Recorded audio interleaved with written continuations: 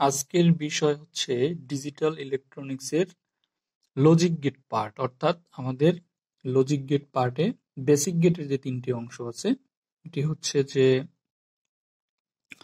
Basic gate তিনটা আমরা জানি। প্রথমটা হচ্ছে অ্যান্ড, অর এবং নট, তিনটা গেট বেসিক গেট হিসাবে কাজ করে। এখন আজকে আমরা যেটা দেখব শুধু অ্যান্ড গেট দেখব। অ্যান্ড গেট, তো অ্যান্ড গেট কিভাবে কাজ করে আমরা সেটা দেখব।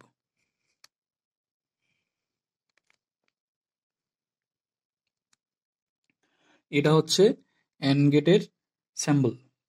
হ্যাঁ, এটা অ্যান্ড গেটের স্যাম্পল।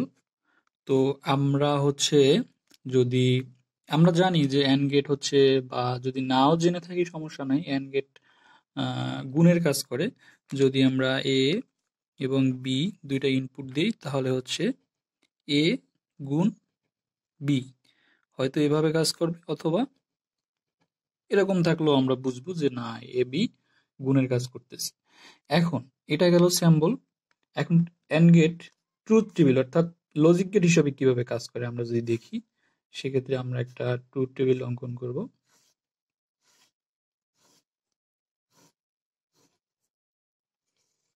হ্যাঁ, তো এখানে আমরা প্রথম এ এর একটা ইনপুট লাগবে, বি এর একটা ইনপুট, বাকিটা হচ্ছে আউটপুট।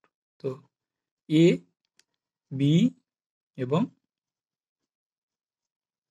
আউটপুট।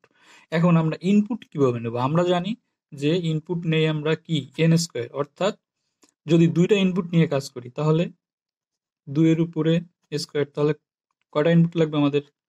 4টা। তাহলে আমরা 4টা নিয়ে কাজ করি কিভাবে? যেমন 0 0 0 অন, অন 0, অন অন।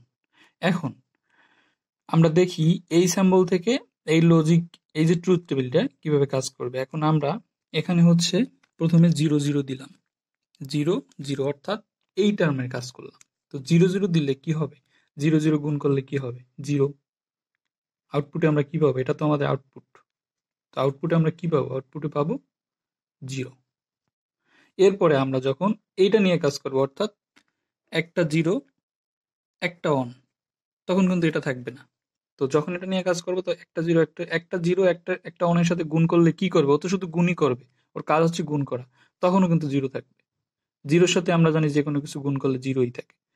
তারপরে আমরা যখন অন এবং 0 দিব, অর্থাৎ এটা বাদ, আমরা আবার দিলাম অন 0, তো অন 0-র সাথে গুণ করলে সেম আবার 0 হবে।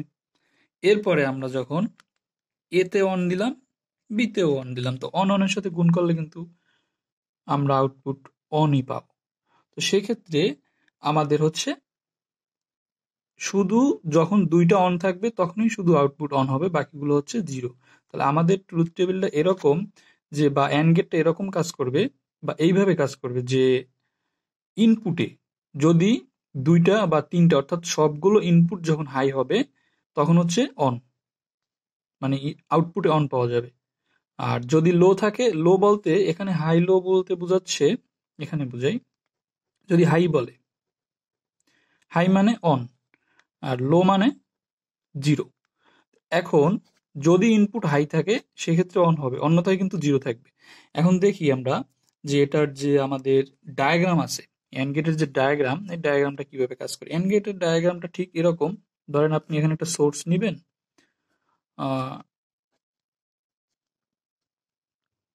সোর্স নিয়ে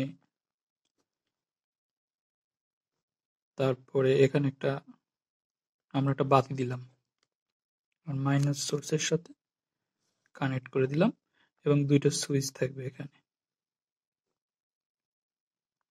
এখন আসি, যখন আমরা এখানে এটা প্লাস, অর্থাৎ এখান থেকে 5 ভোল্ট প্লাস দিলাম আমরা সোর্স হিসাবে। তো এখন এখন এখান থেকে আমরা যখন সোর্স দিব, অর্থাৎ কোন সময়, অর্থাৎ আমাদের আউটপুটটা কোন সময় কাজ করে আমরা দেখি, অর্থাৎ বাতিটা কোন সময় জ্বলবে, এই ট্রুথ টেবিলের সাথে এটার কি মিল আছে কিনা সেটা দেখি। এখন যখন আমরা 0 0 দেবো, দেখেন 0 0 মানে কি? সুইচ, সুইচ দুইটার উপর কাজ করতেছি আমরা। তো 0 0 মানে কি? দুইটাই ওপেন থাকবে। ওপেন যদি খোলা থাকে, অর্থাৎ খোলা থাকলে তো এখানে কাজ করবে না, এখানে কাজ করবে যখন দুইটা সুইচ কানেক্টেড থাকে। তো 0 0 মানে কি? খোলা, এই যে 0 0 আছে, এখন কি এখান থেকে মাইনাসের গেলেও এখান থেকে প্লাসের কোনো কিছু যাচ্ছে? কারেন্ট কি পাস হচ্ছে? হচ্ছে না, তার মানে বাতি জ্বলবে না। তারপরে কি 0 1, অর্থাৎ একটা কানেক্ট করলাম একটা খোলা রাখলাম তাহলে হবে না।